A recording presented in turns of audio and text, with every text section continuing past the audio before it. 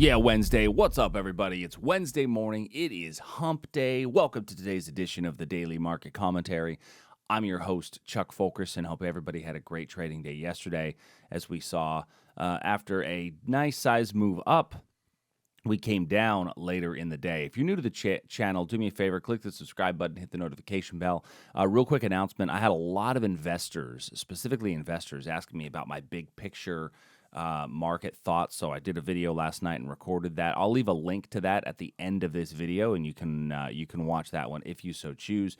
You can also share that with any of your investor friends. It's not necessarily trading specific. It's very, very basic for those of you that are more serious traders, but I think it's worth passing on to those people that are not traders and they want to know more about the market. Okay, let's go ahead and dive right in. S&P this morning, we're up about 9.5 points. One of the things I would notice is yesterday we had this little area of demand, and we did get about a 2-to-1 move away from this little wick over wick area of demand. It moved away just about to the opposing fair price value area, so you may or may not have taken a little bit of profits on that. When we look at these, that's one of the reasons why I like 2-to-1 levels as areas. But one of the things I do notice is that the pattern we're putting in right now is a little bit of an inverted head, is a little bit of a head and shoulders pattern. And so the head and shoulders pattern that I see when I look at this piece is, for those of you that are not familiar with the head and shoulders pattern, I see this being our shoulder, head, shoulder. Now, oftentimes a head and shoulders pattern, you'd want this shoulder to be just a bit higher, but oftentimes what we're going to do is consider this what's called the neckline. And when the neckline is broken, that is typically a pretty bearish signal, right? Now, my downside of this neckline is that I've got a demand level right here that could serve as a stopping point. The upside of this neckline is that it acted as resistance in the past, thus being a fair price value area. So, when I look at where we stand regarding this kind of neckline, let me just draw a nice straight line all the way across, make it a different color. The fact that this has acted as a level in the past of resistance and now is kind of acting as support actually leads more credence to a potential breakdown if we get continual basing.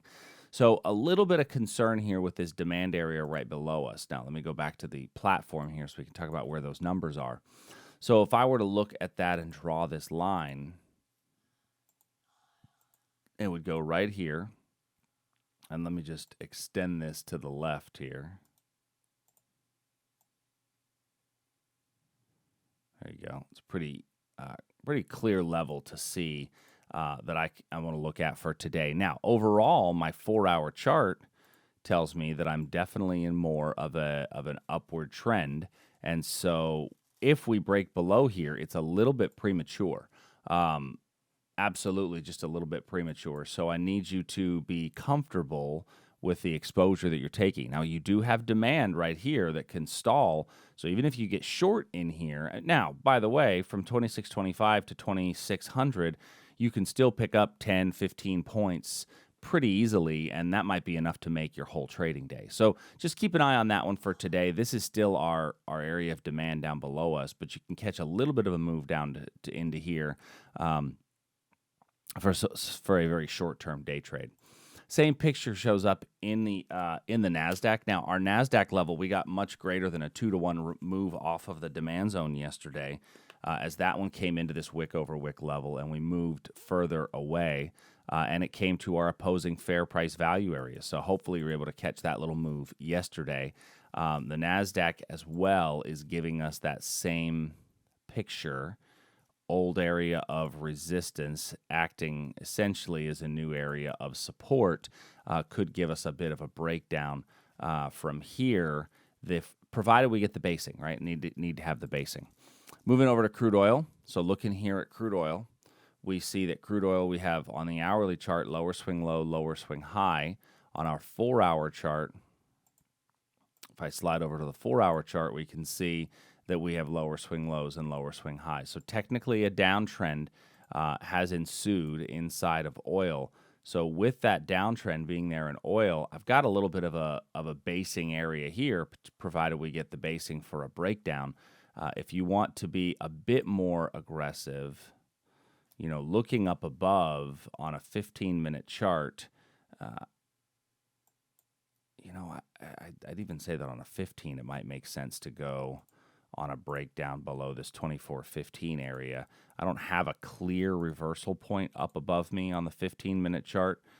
This is actually a pretty clean level. I just don't know that it's perfectly clear. I'd have to come all the way back up to the pivot, which is way up here. So don't know that I like the reversal as much in crude as I like the potential for a breakdown. Gold is also, if I go to my 4-hour time period, remember that's our big picture. Our big picture trend in gold is still up. We've not put in a higher swing low or lower swing low. We've not put in a lower swing high.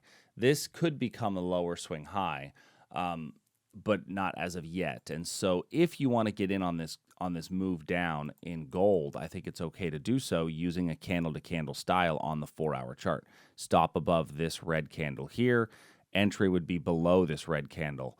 The red candle's low, and that would be the only way that I think I would get in on this short at the moment until I get a better signal, which right now I just don't necessarily have. I'd have to wait for a potential breakdown. All right, moving over to bonds and currency markets. So looking at our bonds and currency markets in our ZN level, this one was a little bit of a bummer yesterday as we had a really nice bit of basing.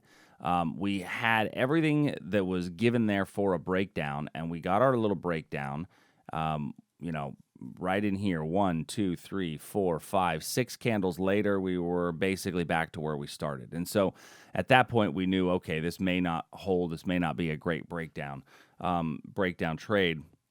And so it's time to take your stop, move it to break even at the 6 candle rule. Even if you stayed in it, you got stopped out here shortly after.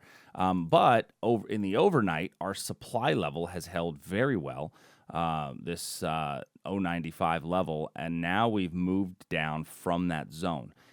If you are short on this position, I think you've moved about 2 to 1 from that zone. So I think as far as an update goes, it makes sense to take and move that stop about 2 to 1 down to either break even or just above this red candle to lock in a little bit of profit. So this level stays. I just need to switch it to a confirmation entry. Now, unfortunately, I don't have anything else to add to today's charts because I've not built in any fresh levels since that move down. Next, looking at the Aussie. So in our Aussie position, we do still have our breakout trade intact as we based below there yesterday for a bit. Didn't quite get up the entrance up here that we were looking for as far as basing. We didn't base in front of the level. We popped above it. So if you waited on the bit of a pullback, you did get a little bit of a pullback to here, and then it popped up again. But for now, I'm just kind of holding off. There's really nothing in the Aussie for me to add. If I go to my 4-hour chart inside of the Aussie, our 4-hour uptrend is still intact, but it's definitely losing momentum. Our euro position, so euro came down into our demand level.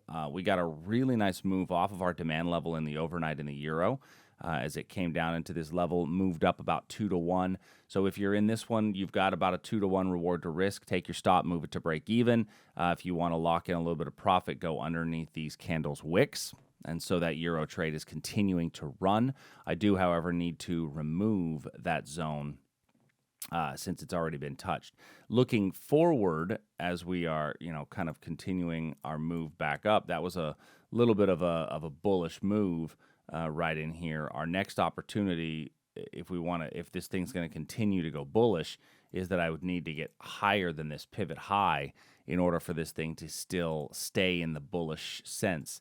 And so that means that on the 1-hour time period, I've got to get through this area of supply.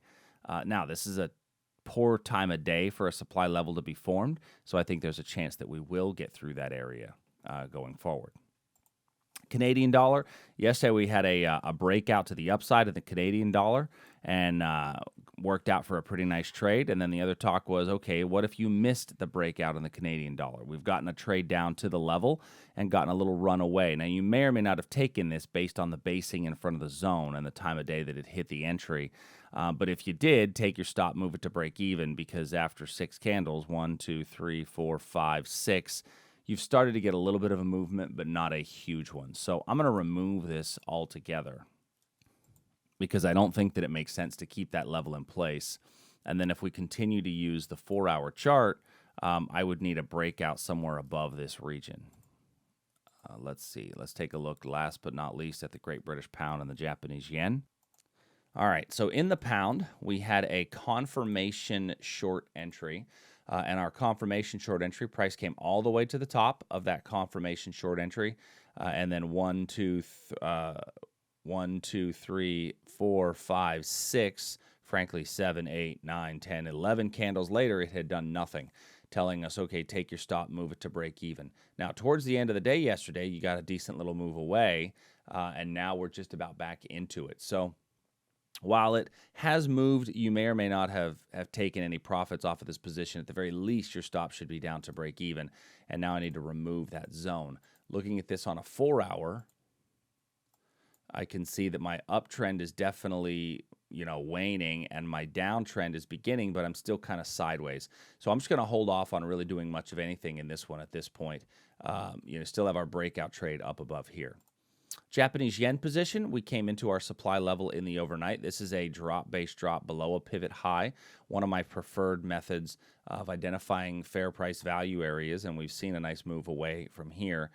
If you didn't get in on that one, I think you may have a breakdown opportunity here until the next level, and at the very least, take your stop, move it down to break even. So lots of good entries inside of our currency trades. Some of them that our stop was moved to break even, some of them maybe a small profit taken out of those. S&P and Nasdaq, both of those, decent little trades. So a pretty good day overall, but not for huge moves. Today could be much of the same. Once again, I mentioned earlier, if you want to check out the longer term outlook video that I did, I'm gonna post it to the end of the video today. And if you guys have any questions, as always, send us an email, support@tradersarmy.com. I will talk to you soon. See ya.